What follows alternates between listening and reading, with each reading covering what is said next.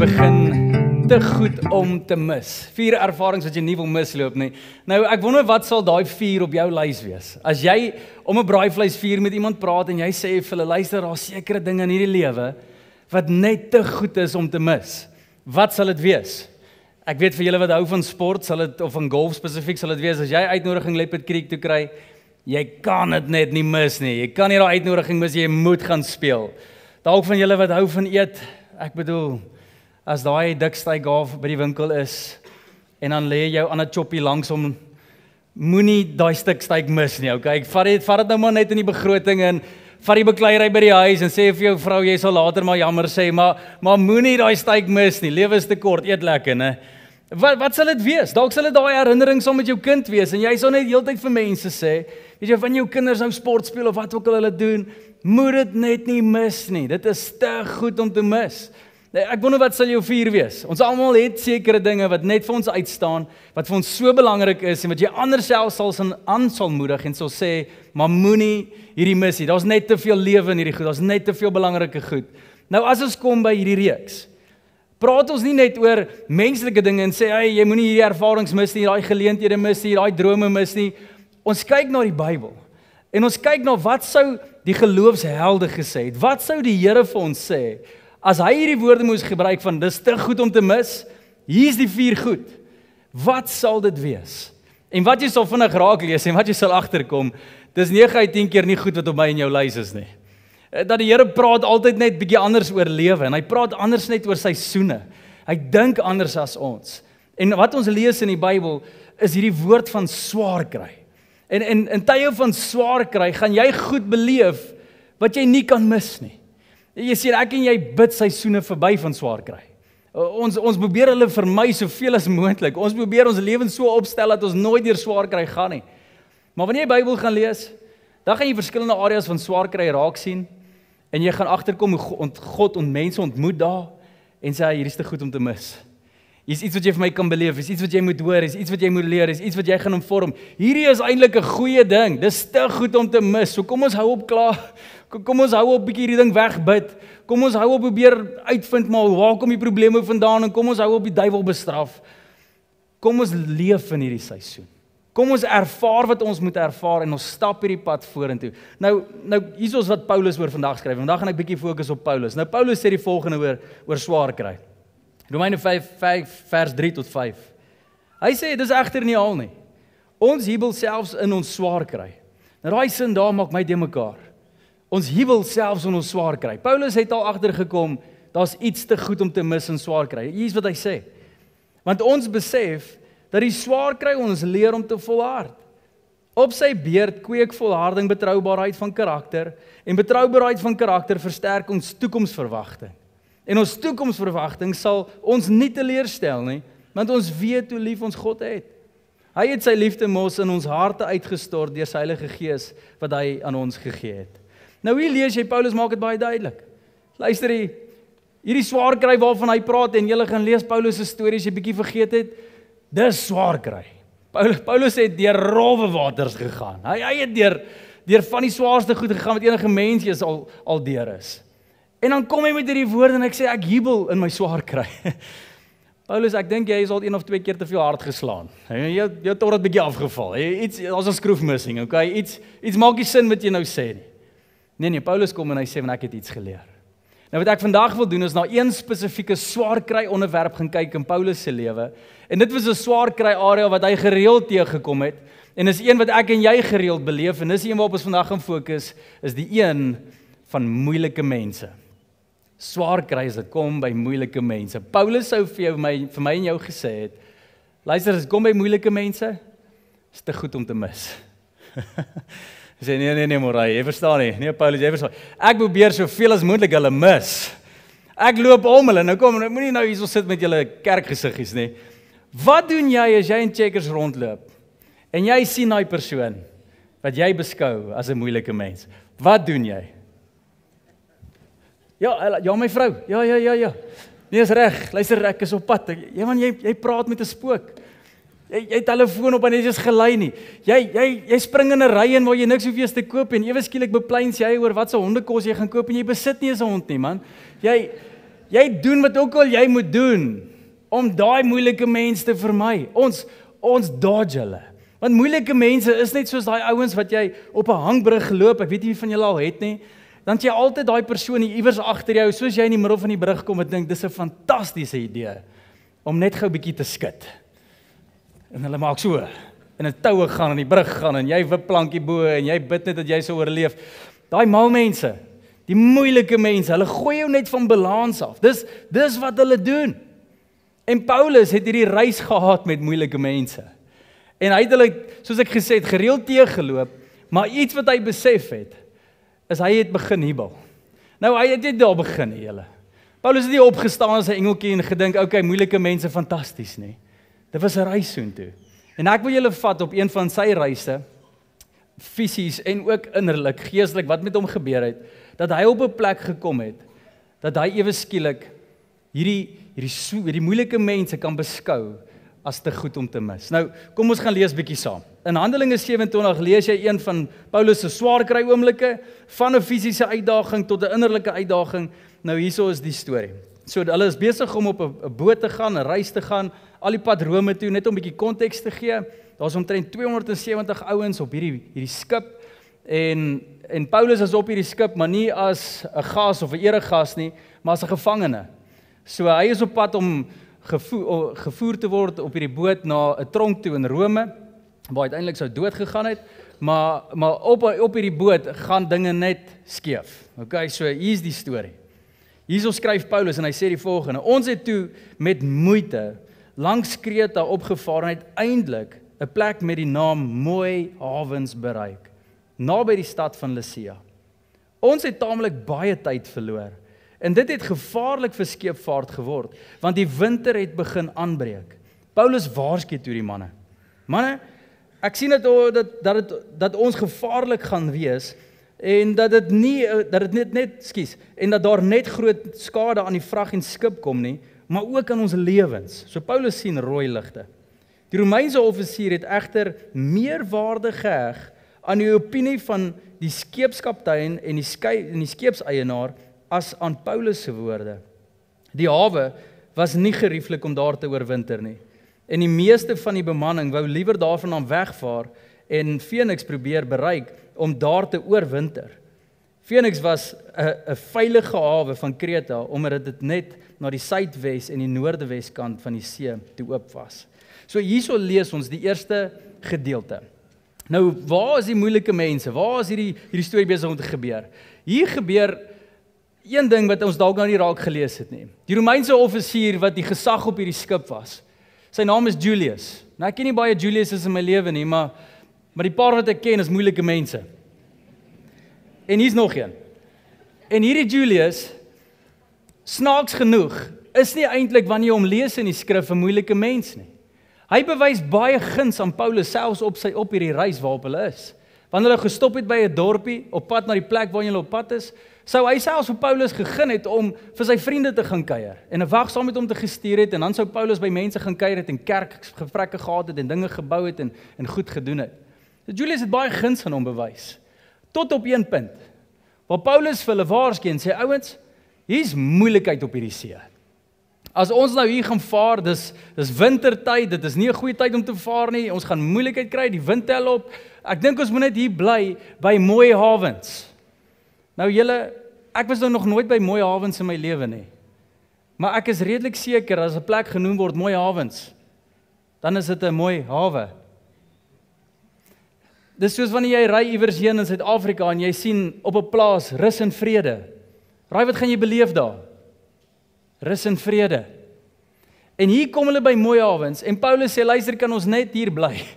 Ek weet hierdie hawe staan nie bekend as die beste hawe om te oornag nie, maar dit gaan baie beter hier wees as daar op die see ons gaan gals kry, soveel gals dat ons lewens kan verloor. En hier kom Julius. Hy's gewoonlik net 'n persoon wat gesag gehad het oor 100 mans, nou het hy 270 om te bestuur. Hy het 'n trots om te beskerm. En ewe skielik skop hy aan 'n beter wetendheid en sê: nee wat, hierdie manne wat op die skip is, hulle weet waarvan hulle praat. En hulle luister na die ouens met aardse ervaring eerder as goddelike wysheid. Net so side notes nie hierdie preek nie.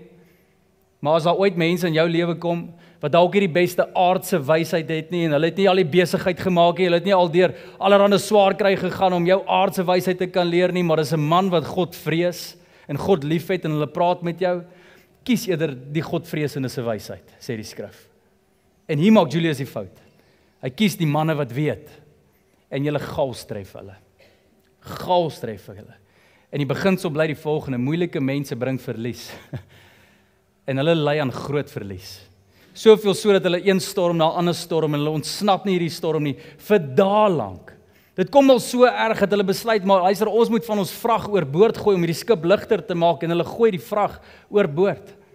Dit raak al so erg, dag en na besluit hulle, maar dis nog steeds nie genoeg nie. Kom ons gooi die skip se toerusting oorboord. Hulle gooi al dit wat hulle nodig het om te gaan waar hulle moet gaan oorboord. Dat hulle net hierdie vrag kan ligter kry, dat hulle nie moet sink nie. Hulle probeer die reddingsbootjies bymekaar hou. Dis chaos op die skip. En raai wat sit Paulus daar en stoei in sy hart. As hierdie moeilike mense nou maar net na my geluister het. Jou het so gevoel. Jou het gevoel, maar ja, as hulle nou net na my geluister het. Daai lekker gevoel wat ek en jy kry van ons was reg. Né? En Paulus sit daar en hy stoei. En hierdie soos ek sê, hierdie oomblik raak net al hoe erger, al hoe erger, al hoe erger. Hierdie ouens begin al ophou eet julle. Hulle het al op 'n stadium begin van die kos oorboord gooi. Dis gaals op hierdie boot. Die manne dink dis verby. En dan tel ons weer die storie op in Handelinge 27 vers 21. En hoor wat sê Paulus. Vir lang tyd het niemand sy mond aan kos gesit nie. Almal ly aan die honger. Uiteindelik het Paulus tussen hulle gaan staan en gesê: "Manne, julle moes na my geluister het en nie van mooi hawens in Kreta af weggevaar het nie. Dan sou ons hierdie ramp en skade gespaar gewees het. En nou vra ek julle, hou moed. Daar sal verseker geen lewensverlies onder julle wees nie. Net die skip sal tot niet gaan. Verlede nag het daar 'n engel van God aan wie ek behoort en wat ek dien langs aan my gestaan en vir my gesê: hou op bang wees, Paulus. Jy moet tog voor die keiser verskyn. En dis nie al nie. Om jou ontwil spaar God almal hier wat saam met jou op die skip is. Daarom, hou moed manne. Verseker vertrou ek op God dat alles presies so sal gebeur soos hy vir my gesê het. Nou soos jy kan sien, soos Paulus hierdie goeie nuus bring aan almal hier op die skip, die storm is nog nie verby nie. Die chaos is nog steeds daar. Maar iets het binne hom geskuif. Maar jy sien die stoei. Wat is Paulus se woorde, né? Hy begin dit en sê: ouens, julle moes na my geluister het. Jy hoor daai woorde, jy hoor daai stoei. Hy's op reis nog met hierdie moeilike mense. Maar wat vir my so mooi is van hierdie storie, is dat Paulus lig dit net weer uit hoe 'n groot verlies dit is wanneer jy nie stop in mooi hawens nie. Nou hierdie klink dalk ver, maar ons almal het al daai mooi hawens iewens beleef in ons lewens. Ek het al mense ontmoet wat in hulle huwelike op 'n goeie plek is, noem dit mooi hawens. Ek het al ouers ontmoet wat op 'n goeie plek is met hulle kinders, mooi hawens. Ek het al kerke gesien en pastore gesien wat so gesond is en die kerk is gesond, die dinge is mooi en reg, mooi hawens. En dan vat dit baie keer een moeilike mens. Een suurmens. Een skerp opinie. Een mens om op te daag, een seer kry oomblik en mense vat dit so persoonlik en goed word gesê en gedoen. En sonde word gebore en goed gaan net skeef en dan verlies kom en ewe skielik trek mense uit mooi hawens uit. Het jy dit al gesien in jou lewe? Hoe jy op 'n plek van vrede is in 'n sekere seisoen en dinge gaan goed en dan voor jy oë uitvee en dan wonder jy, maar waar kom al hierdie chaos vandaan? 9 uit 10 keer was dit dalk 'n moeilike persoon. Dalk was dit jy wat dalk moeilik was of getroud was met iemand wat 'n moeilike persoon geword het in 'n sekere seisoen. Goed gedoen het wat gesteel het, goed gedoen het wat skeef geloop het, 'n besigheidsman wat net te gierig was en die besigheid het gesink en daarom het jy jou werk verloor. Goed wat verkeerd gaan, die moeilike mense daar buite wat jou uit mooi hawens uitvat. Wat doen dit aan jou hart wanneer dit gebeur? Wat doen dit? Jy raak kwaad. Jy stoei. Jy sukkel met vergifnis, jy het bitterheid, jy het dinge om te bestuur in jou binneste. En Paulus is presies daar, julle. Waar hy gesê het, as julle net na my kon luister. Dat ons nie al hierdie verlies gehad nie, en al hierdie seer gehad nie. En nou ewe skielik daag die engel op. Nie net, en dit is belangrik, Nie net om vir Paulus te sê, jy gaan okay wees nie. Maar Paulus op 'n reis te vat en te sê, Paulus, jy moet iets leer as dit kom by moeilike mense. Daar's iets te goed om te mis. En nie net as jy besig om aan hierdie storm te verdrink nie, maar jy's besig om te verdrink in die storm in jou hart. En dis wat gebeur as dit kom by mense wat ons uit mooi hawens uitvat.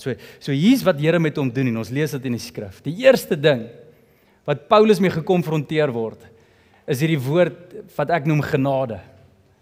Jy weet, die liefde van God word geken deur sy genade. En die eerste ding wat moeilike mense vir my en jou kan bring in ons lewens, is 'n openbaring van hoe groot God se genade is. Jy sien, God se liefde is die kragtigste ding wat bestaan. En net wanneer moeilike mense verbykom, leer jy dit. Net wanneer dit moeilik gaan en jy het mooi avonds uitgeruk word, leer jy hierdie. En ek weet ons wil nie hierdie hardop bely nie, want dit is nie altyd lekker om te hoor nie. Maar dis die waarheid van God se liefde. God se genade is nie net daar vir mense wat sondeloos is nie. God se genade is nie net daar vir mense wat dit reg kry nie.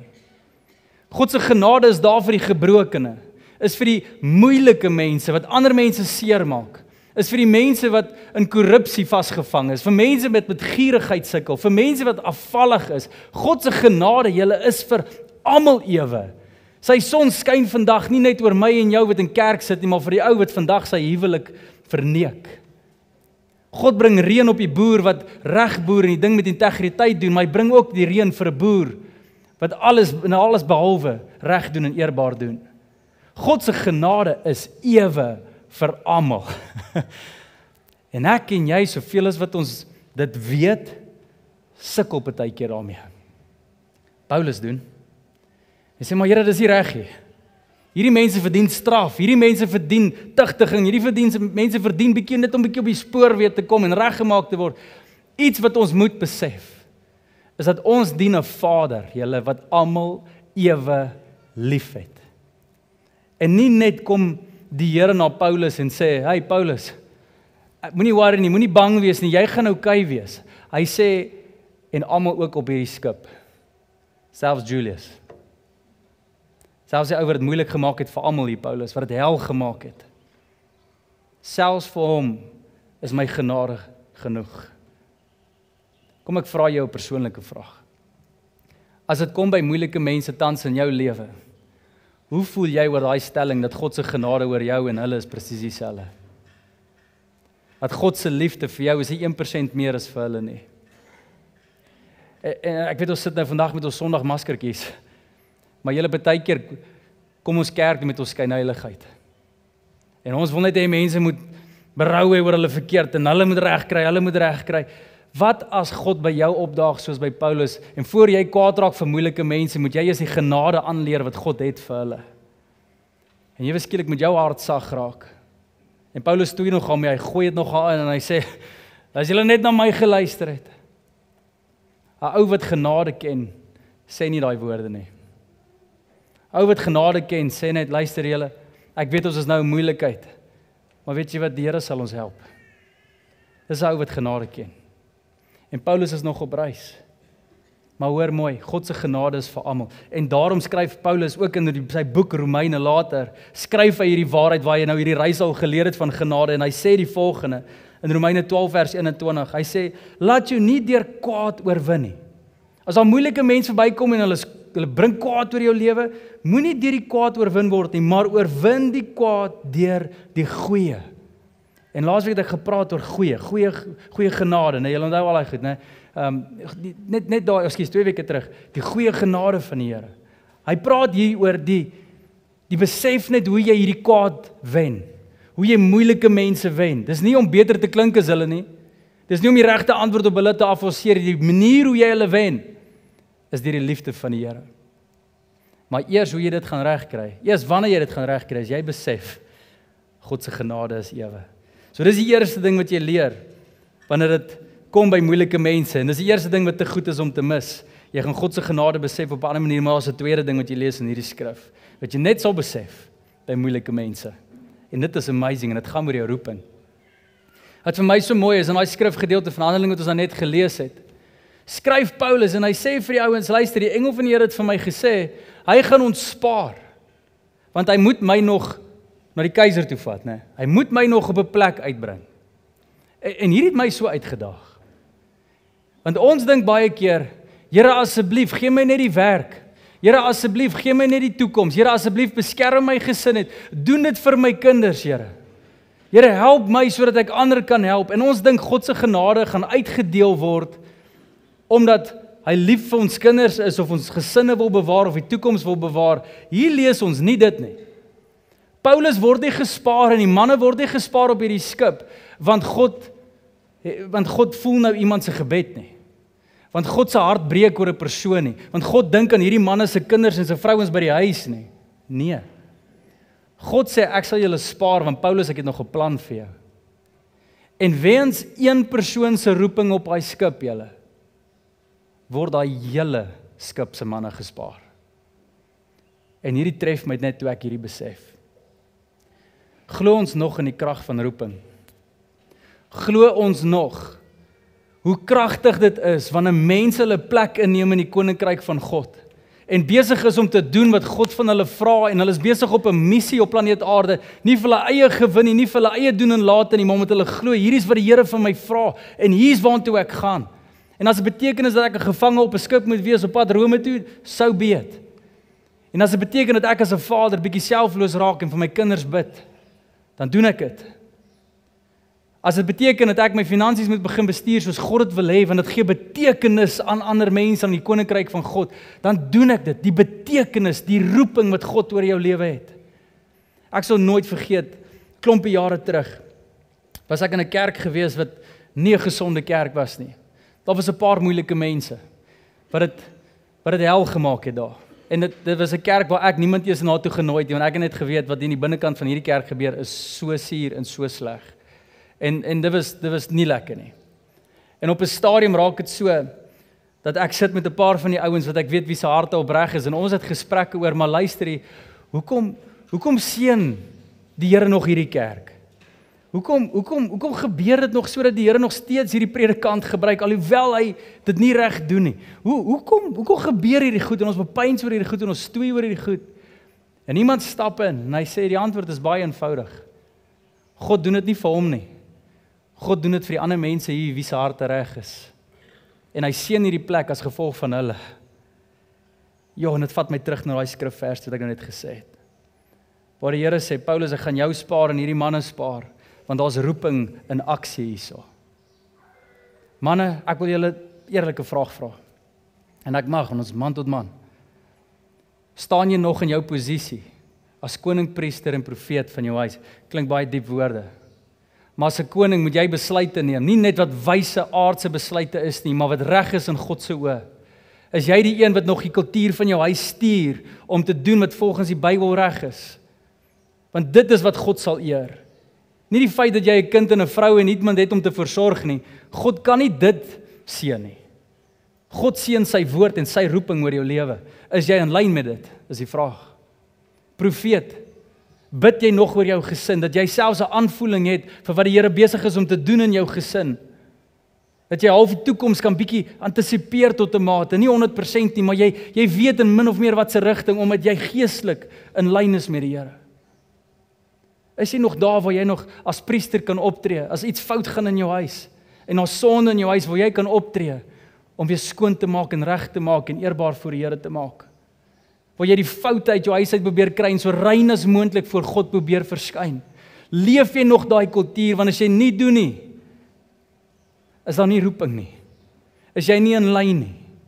En gaan jy dalk nie die seën van die Here ook beleef nie? Die genade en die deur staan oop vir jou. Maar hoor mooi, jy moet in lyn kom. En is nie 'n dreigement nie, dis 'n uitnodiging julle. Daar's betekenis in dit. Daar's vervulling in dit. Daar's liefde in dit. Ek eer nog die paas wat vanoggend hierso sit en jy moes jou kinders uit die bed uit sleep om hulle kerk toe te kry. Ek weet jou kind like dit nie, maar good job. Weet jy hoekom? Jy neem jou posisie in jou roeping. Dit gaan nie oor kerk nie. Dit gaan oor jy weet as jy jou kinders kan blootstel al hoe meer in die hart van die Here, gaan hulle in lyn wees. Well done. Dankie vir julle paas wat dalk selfs in seisoene gaan en julle weet nie wat om te bid en hoe om te bid nie en jy stoei selfs deur storms soos Paulus. Maar in die midde van jou eie storm bid jy en soek jy in die agtergrond. Here, help my, lei my, gee my die wysheid sodat ek my kinders kan grootmaak in die weë. Ek eer die vaders wat as konings kan optree alhoewel dit dalk moeilik gaan op jou tafel en jy het baie dinge om te bestuur. Staan jy nog steeds op en jy kyk jou vrou in die oë en jy dien haar nog steeds as die pragt van jou huis. En alhoewel jy deur hel gaan, maak jy asof die wêreld se probleme nie tel nie wanneer jy by haar is. Well done, vaders. Jy het roeping in jou huis. Dit is wat God van ons verwag. Maar so kan ek lank praat.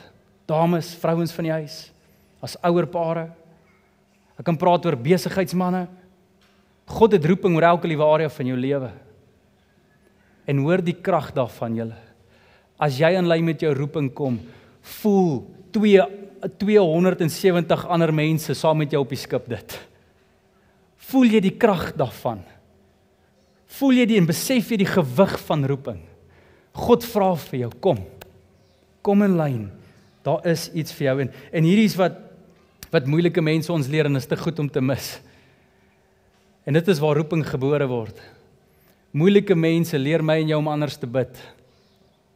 Want die gebede van gister werk nie meer nie. Die wysheid van gister werk nie meer nie. En ewe skielik kom jy bietjie nader aan die Here om te sê, Here help my, Here lei my, Here ek weet nie, hoe meer jy doen, hoe meer kom jy by roeping uit. Ek hou so baie van hoe Viktor Frankl dit sê, hy sê, when we are no longer able to change a situation, we are challenged to change ourselves. En dis wat moeilike mense vir my en jou bring. Dat ons kan nie meer omstandighede beheer nie. Ons kan nie meer die dinge bestuur nie. Maar al wat oor is om te verander is ons. En daarom begin ons anders bid. En daarom begin ons roepings vind. En daarom begin ons 'n ander prentjie leef. So waarna jaag jy? Gemak? Geluk? Net vrede? Of jaag jy na roeping? Maar dit wat God van jou vra om vol te staan. Maar daar's 'n derde ding. 'n derde ding wat Paulus hoor en wat Paulus beleef, wat net hierdie moeilike seisoen van moeilike mense vir hom gebring het en is te goed om te mis. Paulus beleef dat God praat met hom en ek noem dit net, hy beleef 'n stem. Paulus hoor God anderste in hierdie seisoen van moeilike mense. God het 'n ander woord vir hom. En hierdie lei ons weer dat moeilike mense leer ons om anders te luister na die Here. Jy gaan iets ervaar van die Here wat jy nog nie het in 'n ander seisoen wanneer dit kom by moeilike mense. En nie jy beklei die moeilike mense weg nie, maar jy begin net terugsit en sê, "Oké, Here, wat moet ek hoor?" Want Here, wat ek wil sê is, julle moes na my geluister het. Wat ons wil sê is, ek is die pa van hierdie huis, julle moet my respekteer. Wat ek wil sê is, ek is die baas van die plek, ek sal doen wat ek wil. Ons wil al die woorde sê. Maar moeilike mense forceer ons om te begin stil raak en te luister. En as dit nie was vir die stem van God, het die prentjie heeltemal anders gelyk. Die engel van die Here het Paulus gaan besoek daai aand. En gesê, Paulus, jy verstaan nie wat aan die gang is nie. Jy verdrink in al hierdie seer kry en swaar kry en kwaad en al hierdie dinge waarmee jy stoei. Maar Paulus hoor mooi, hier's 'n uitnodiging. Paulus hoor mooi, hierdie is te goed om te mis. Waar daar 'n moeilike mens voor jou staan, voel jy dalk verlies? Maar hoor mooi Paulus, vir 'n ou wat leef in roeping, alles werk ten goeie mee vir die wat my liefhet, Paulus, en die wat geroep is volgens my wil. Alles, Paulus, selfs hierdie skipbreek van jou, selfs hierdie gemors waarin jy nou sit, Paulus, en jy dink die antwoord is, Paulus, hulle moes net na jou geluister het? Die antwoord is, Paulus, jy moet net nou na my luister. Selfs op jou skipbreek. Maak jou ore oop. Luister na my. En julle, ek kan hierdie nie hard genoeg preek nie. Ek kan dit nie mooi genoeg preek nie. Ek kan dit nie duidelik genoeg preek nie. Ek het nie die krag in my om hierdie mooi genoeg te sê vir enigiemand nie. Maar in jou tyd van swaar kry en moeilike mense, het God 'n nuwe woord vir jou. Hy het 'n nuwe ding wat jy moet hoor. En daai stem en daai hoor wat jy gaan hoor, dit gaan alles verander. Hou op met menslike redenasies, moeilike mense bestuur. Hou op menslike redenasies gebruik om seisoene te bestuur. Raak stil en luister. Daarom sê die Bybel oor en oor vir ons, wees stil en weet ek is God.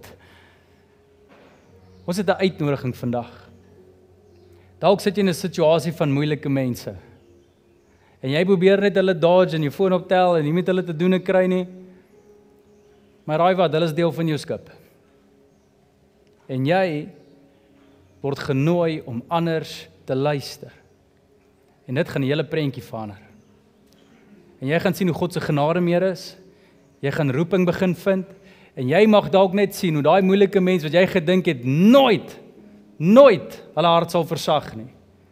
In 'n oomblik sag raak omdat jy in lyn gekom het. En ek gaan dalk hierdie te hard sê en te duidelik sê. Maar meeste van die keer as daar 'n moeilike persoon in ons lewens is ons ook die moeilike mens vir hulle. 9 uit 10 keer as ons stoei met moeilike mense, is dit omdat ons 'n moeilike mens is. So omdat ons nie die genade besef het nie, is omdat ons kortval, is omdat ons soos Paulus sê, maar as julle moes net na my geluister het, is omdat ons wil hardloop en alles fix, omdat ons opinies het en ons is die probleem. Ek is die probleem. En ek dink die beste ding wat ons vandag kan doen is om te hoor, dalk moet ons net soos Paulus besef, ek het aandeel in hierdie. Dis nie net hulle nie, dis ek ook. Ek dra nie die genade van die Here nie. Ek dra nie die liefde van die Here nie. Ek leef nie my roeping in daai mense se lewens nie. Ek is uit lyn uit. Dalk moet ek ophou sit en wonder as hierdie mense maar net die regte besluite geneem het en vir my geluister het. En eerder sê, Here, as ek maar net 'n ander stem gehoor het. As ek maar net my hart sag gemaak het en besef het ek is deel van hierdie skip. Ek is ook die oorsaak. God het nog steeds 'n plan vir my. En in dit is daar mooi dinge, Here. So ek weet nie waar jy is vandag nie. Dalk voel jy soos Paulus. Maar hoor mooi. Hierdie seisoen van jou is dan te goed om te mis. Die Here het iets vir jou wat jy nog nie het nie. Wat jy nog nie besef nie, nog nie hoor nie. Dis te goed om te mis. So daar weer is, gaan ek vra, kom ons sluit ons so. En net vir 'n oomblik, in die midde van ons skipbreek en storms om ons, kan ons net ons harte rig na die Here toe. Net ons harte weer sag maak en ons sonde bely en sê, Here, dalk is ek die moeilike mens. Dalk is die probleem in my huwelik nie my man of my vrou nie, maar dalk ek ook. Dalk is my hart hard. Dalk is my stem te dik. Dalk is my opinie van te hoë waarde. Dalk dink ek het die antwoorde gekry, of dalk sit jy op 'n plek waar jy het net jou passie verloor oor lewe en jy is half op hierdie skip en so beet en jy is dit onverskillig. Ek wil jou aanmoedig vandag en sê daar's roeping vir jou. En dalk diskwalifiseer jy jouself want jy is nie goed genoeg of hang nie genoeg geestelike waarde in jouself nie. Die goeie nuus is, ons kry nie geestelike waarde omdat ons perfek leef nie, maar omdat ons 'n perfekte God dien. En hy help ons. Hy praat met ons. Hy gebruik ons. So dalk daar waar jy is, moet jy net weer die uitnodiging na roeping kry. Dalk sit jy daar en jy moet net weer besef waar jy dink daar's meer genade in jou lewe as ander mense se lewens. En waar jy regtig net tot jou besef moet kom dat die Here het almal ewe lief. Sy genade is vir almal eweveel. Hemelse Vader, ek bid vir ons harte op hierdie oomblik, dat U ons sal vergewe, Here. Vergewe van ons hoogmoed, so vergewe dat ons as Paulus baie keer voel en sê, maar julle moes net na my geluister het.